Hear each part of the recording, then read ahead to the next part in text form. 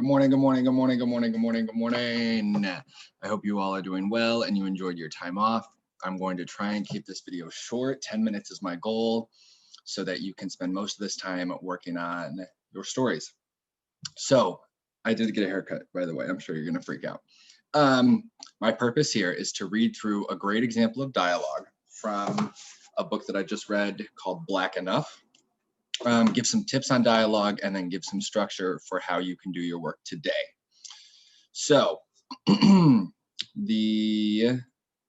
page that I was looking at, and I wasn't even intending to use this for dialogue. What's going on with my Jesus, Mary and Joseph. This is what happens. I wasn't even planning on using this text until it worked really well. So these four boys just got out of the pool. They're walking home. One of them had a Band-Aid stuck to their forehead. And then I just want you to focus on the dialogue here. So the water had turned what used to be his freshly brushed waves into tiny onyx beads strewn across his scalp. Randy is obsessed with his waves. Yeah, they're describing the Band-Aid. Yeah, Flacco tries to find the word while trying to hold in his laughter. Like a slug or something. Shut up, Flacco. Big Boy snaps, swinging his arms loosely at Flacco's little brittle birdcage of a chest. You probably don't even know what a slug is. Yeah, I do. It's a snail without a shell, dummy. Flacco tightens his face for a moment, cocks his head back, and purses his lips into a shut-your-mouth look. And it's slimy like you was, coming up out that water, Jamal follows up. No, like that nasty thing stuck on your head. It was just a Band-Aid. Big Boy barks again as they all turn on to Tompkins Avenue. Yo, real talk. What if that Band-Aid had some nasty disease on it and it seeped into your forehead and it's now eating your brain or something? Tomorrow you're going to wake up even dumber than you are today. Randy's face is dead serious. And that's a shame. Jamal's is too. A damn shame. So is Flacco's. A low-down, dirty shame. A smirk now splinters Randy's mug like a crack in glass. So not only did I love the scene, but I love what it shows about dialogue. So if I get back to my slide here, something simple. You need quotation marks when you're doing dialogue. So every time someone says something, you have quotation marks. If you have punctuation, like the period here at the end of the sentence, it goes inside the quotation marks. Question mark, exclamation point, period, they all go inside the quotation marks. Like the quotation marks are hugging the punctuation.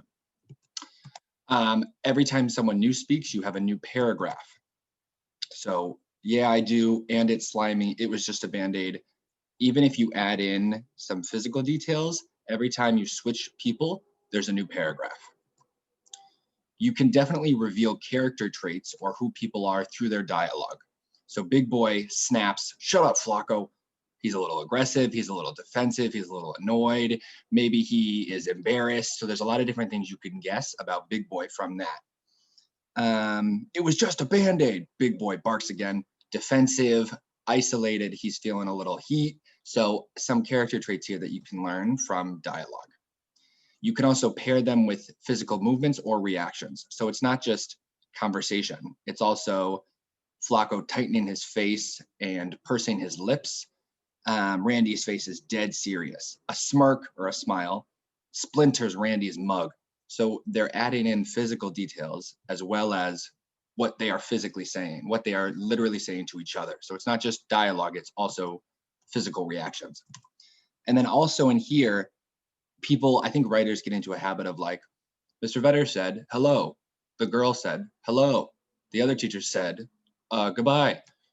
I don't think the author puts said in here once. They said, Jamal follows up. Big Boy snaps. Flacco tries to find the word. Flacco tightens his face. Big Boy barks.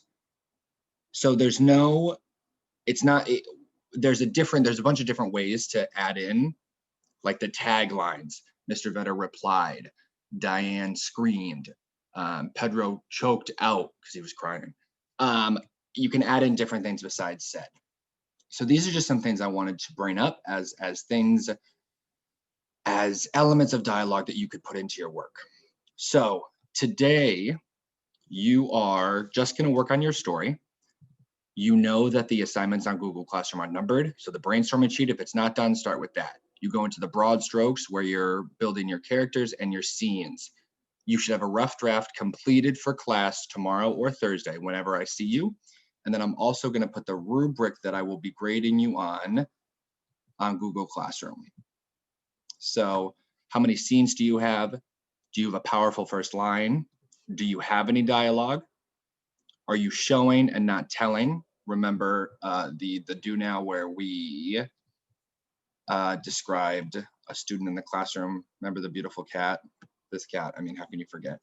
And then the last one, does your character get developed? So do you describe them physically, what they're feeling, who their family is, or who their what their goals are? So today you're just working on your story. Tomorrow or Thursday, you should have a rough draft finished for class. If you have questions, you know how to get a hold of me. That's all I have for you. I love you all. Have a beautiful day.